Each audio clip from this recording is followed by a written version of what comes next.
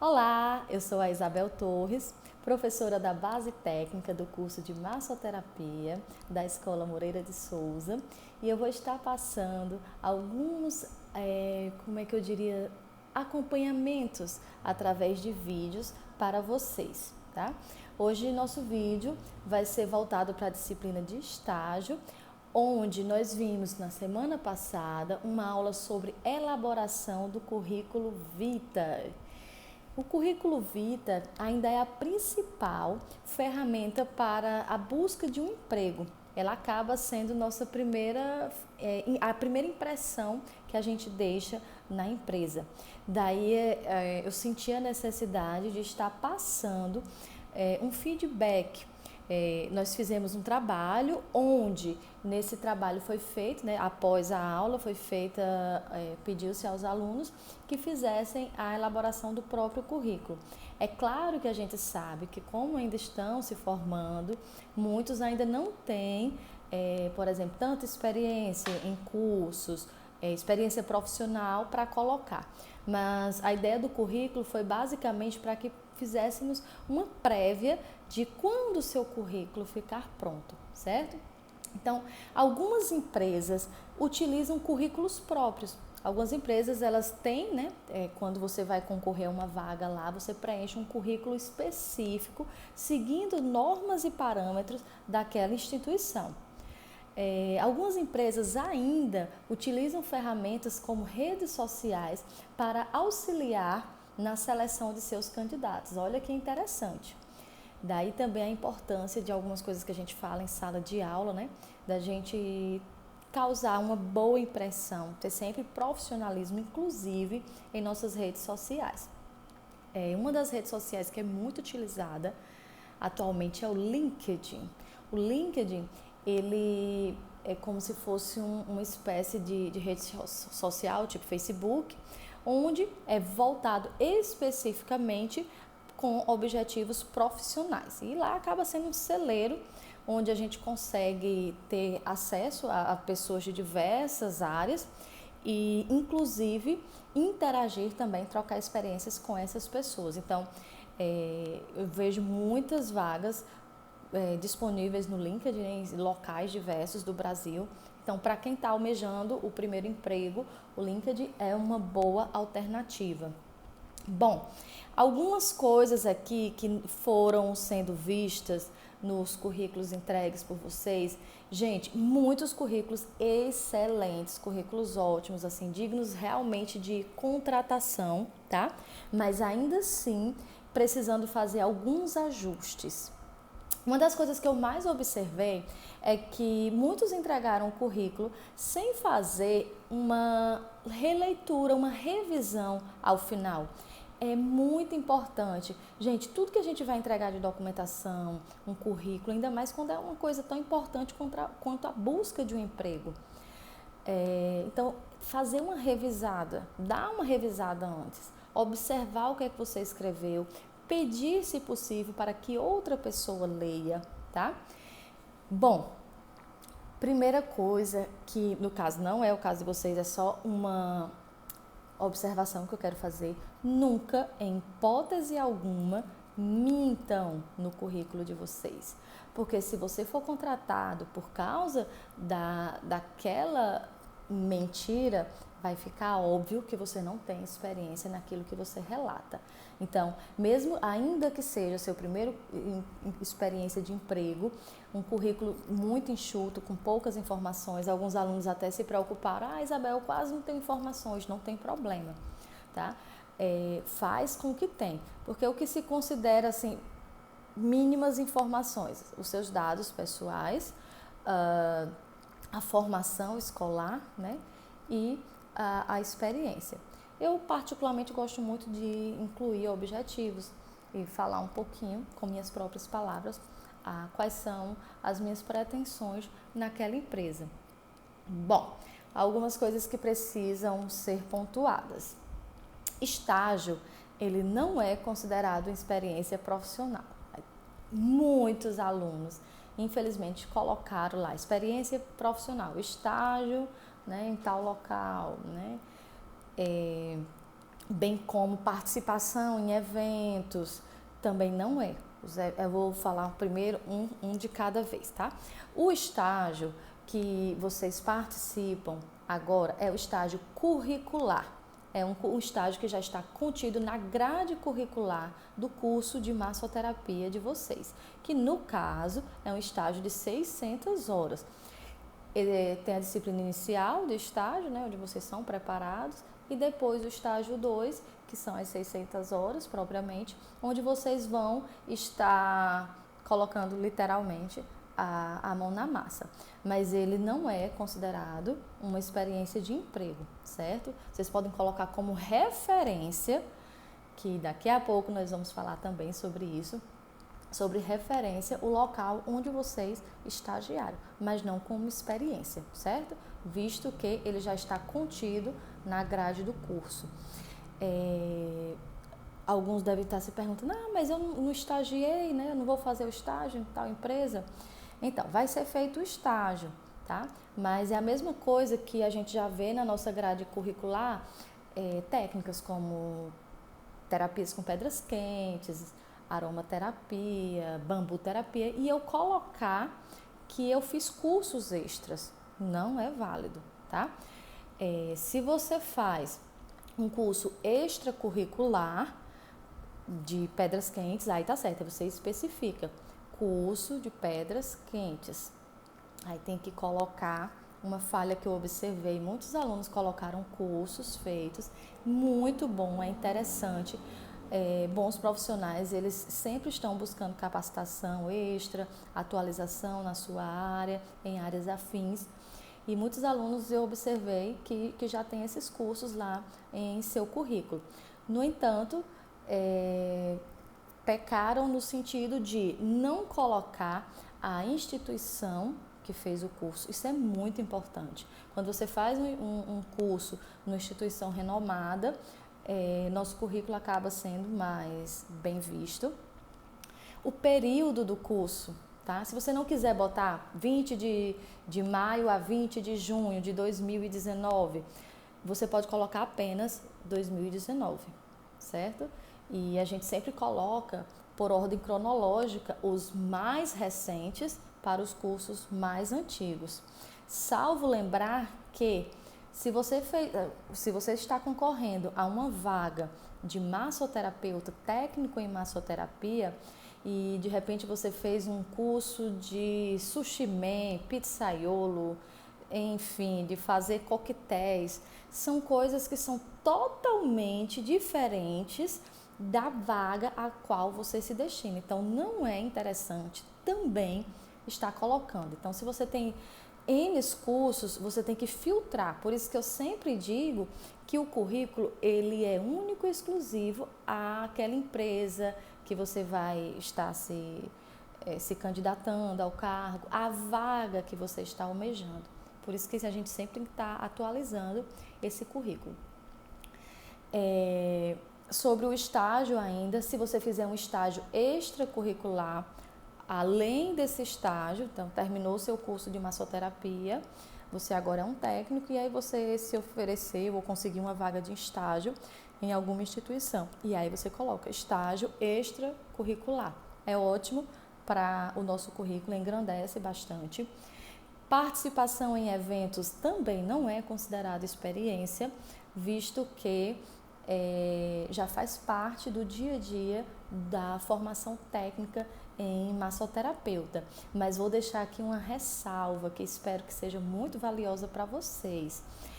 Participação em evento pode ser visto como trabalho voluntário, e trabalho voluntário é muito bem visto em instituições que estão recrutando pessoas. Então, se vocês fazem trabalhos voluntários, fazem ou fizeram trabalhos voluntários, é interessante. Inclusive, se puder pegar, né, a participação, o registro dessa participação que você teve na empresa como trabalho voluntariado, é muito interessante. Sobre as qualificações profissionais, a gente já falou. A dica que eu dou, né, para afunilar mais os conhecimentos, se você vai atuar, pretende atuar como massoterapeuta após a sua formação. Então é muito interessante que vocês façam mais cursos, mais qualificações na área, tá? Todo bom profissional, ele é muito bem visto quando ele tem diversas capacitações. E até a nossa visão, tá? Eu particularmente já tive a oportunidade de repetir vários cursos numa mesma linhagem, no mesmo segmento. E a gente consegue perceber a visão diferenciada de cada profissional que estava ministrando aquele curso. E, por consequente, nós vamos ter também uma opinião diferenciada. Então, melhora o nosso profissionalismo, melhora a nossa experiência, a nossa visão. Por isso que eu recomendo, façam formações extracurriculares. Mas atenção, uma formação extracurricular, ela é muito importante que seja feita em uma instituição credenciada, uma instituição competente, com profissionais competentes também. Tem que ter muito cuidado com alguns tipos de formações que acabam até nem tendo propriamente validade. Bom, sobre falsificar as informações, eu estou aqui dando uma pescadazinha, né, que eu fui colocando algumas coisas. Nunca falsificar informações sobre cursos, sobre experiência profissional. Você pode procurar alguém que seja referência. Uma aluna colocou, eu achei super interessante, né? Referências profissionais. Aí ela colocou lá meu nome, né? E um telefone que eu acho que até foi fictício. Achei super interessante. Poxa, nada melhor do que você pegar alguém que é da área, que teve contato com você, para te dar uma boa referência. Então, é válido sim. E fazer um textozinho que não seja colado, copiado e colado da internet propriamente, mas que fale das suas qualificações. De repente você se destacou ou foi monitor de uma determinada disciplina, então é muito interessante você colocar, especificar isso aí também em seu currículo. Bom, então espero estar ajudando mais vocês, estar clareando mais as ideias, porque agora a gente pode, além de refletir sobre a importância do currículo vitae, né, entender melhor como elaborá-lo. Eu observei alguns erros de ortografia. Algumas pessoas puseram fotos, outras não. Isso aí vai depender muito. Nem toda empresa exige que seja colocado foto em seu currículo, mas se essa for uma determinação da empresa, nós temos que colocar. As fotos que foram colocadas, a maioria foram fotos profissionais, isso é ótimo. Eu não observei fotos tipo selfie, né? Realmente eram fotos de jaleco, então com a roupa ali que você via que era uma foto com essa finalidade. Então, nesse quesito aí, estão super de parabéns. E, mais uma vez, lembrando, caprichem na elaboração do currículo de vocês, sigam um passo a passo, peça ajuda de outras pessoas, peça que outra pessoa possa ler, alguém que você confia ou que você saiba que tem uma experiência a mais para lhe ajudar. A maioria das pessoas acabam sendo reprovadas ainda na etapa do currículo, e é óbvio porque eu particularmente, se eu fosse contratar uma pessoa que não teve o cuidado de fazer uma elaboração do currículo, provavelmente ela não vai ter um cuidado de fazer um bom atendimento na minha empresa. Eu particularmente já pude receber currículos amassados, você viu que aquele currículo ele não foi trazido com cuidado, né? Então traz o currículo de todo jeito, aquele currículo que parece que já é sofrido, sabe? Então isso aí faz uma diferença na nossa apresentação. Então você tem que imaginar ali que é uma espécie de panfleto, né? Que você está se mostrando, é sua propaganda, é seu marketing para a empresa. Então, que seja feito esse marketing da melhor forma possível, que possamos causar uma boa impressão. Até porque, na maioria das vezes, quando a gente vai a uma empresa para entregar o currículo, a gente não tem contato diretamente com o dono da empresa. Então, a gente acaba deixando como funcionário. Então, ainda que nós formos, né, bem arrumado, bem apresentado, a gente não tendo um contato com o dono diretamente, ele não vai ter uma impressão direta objetiva do que nós somos, de quem nós somos. Então, isso aí vai ser visto através realmente do currículo. Outro ponto que eu não posso deixar de falar, algumas pessoas colocam documentos pessoais, número de conta bancária. No caso de vocês, não foram colocados número de conta bancária, mas foi colocado sim RG e CPF. Então, não é permitido colocar no currículo. Caso você seja selecionado para aquela vaga a qual está concorrendo, aí sim a pessoa responsável pelo recrutamento, ele vai pedir que você leve a cópia de documentos, por exemplo, comprovante de escolaridade, dos cursos, tá? Também a gente não coloca em anexo cópias do certificado, só se for solicitado. Para processos seletivos de empresas grandes, quando elas determinam algumas particularidades, a gente tem que ler atentamente.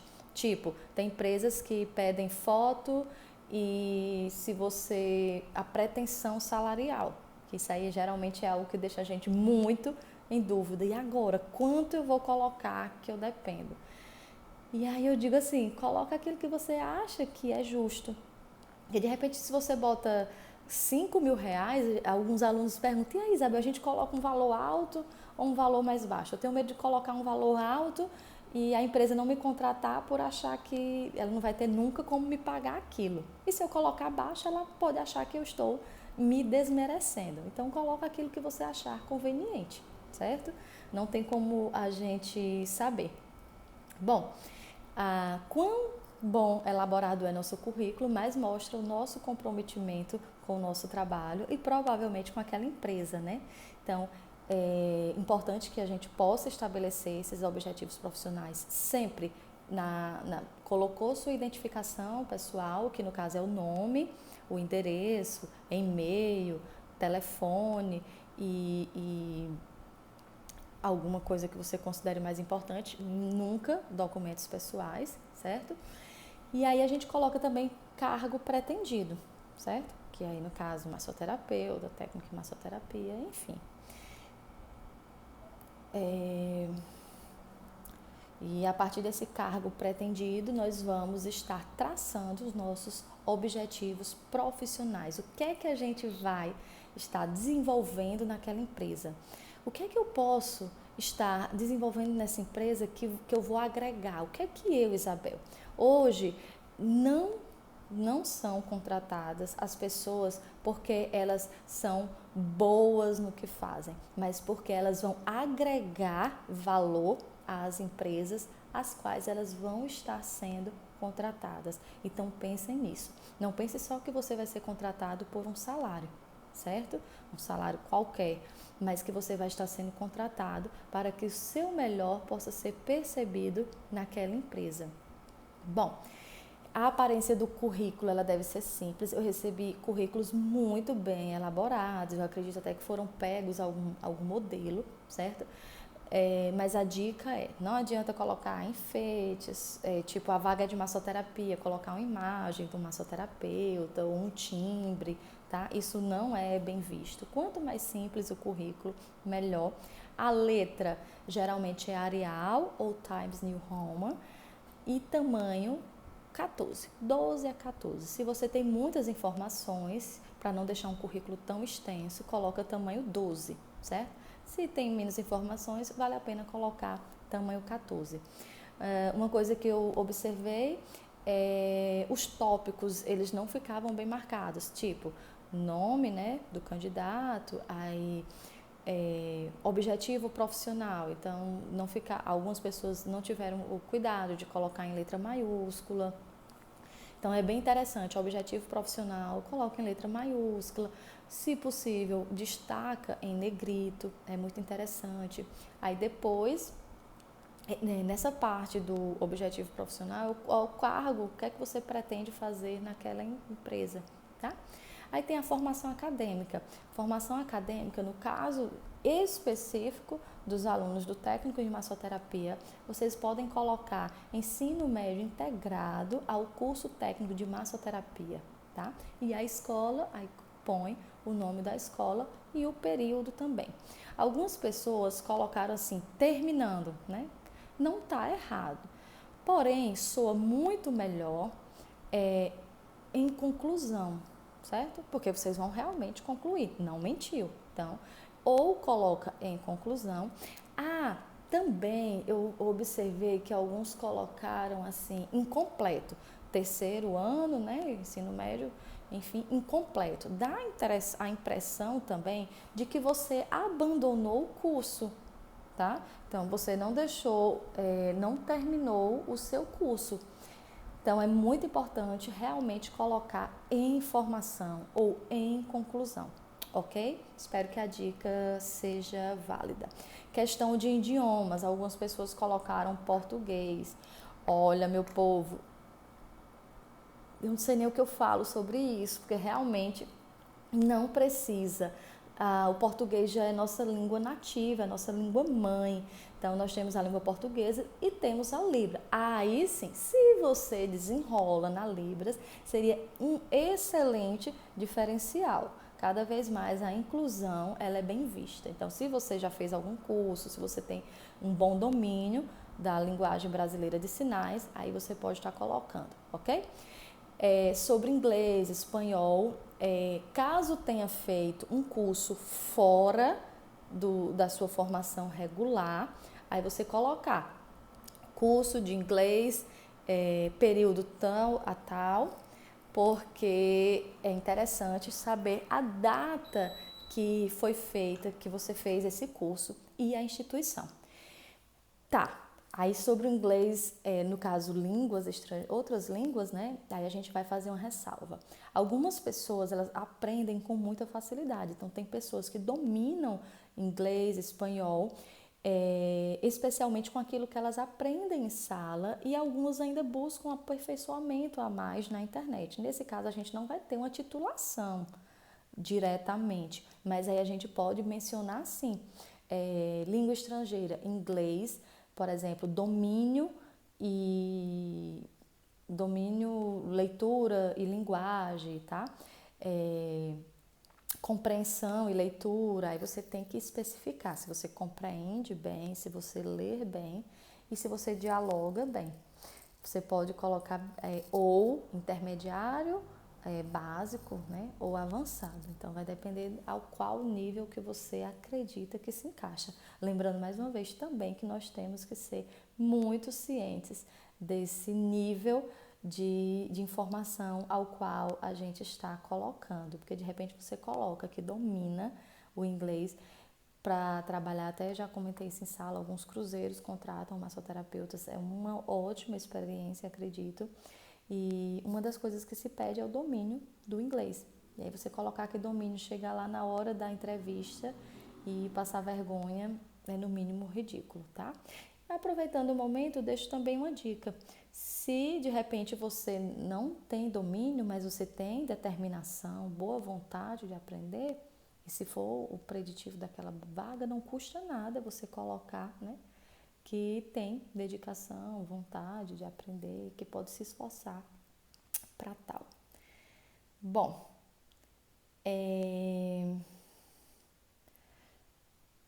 prontinho, gente, pelo que eu estou vendo aqui, eram basicamente.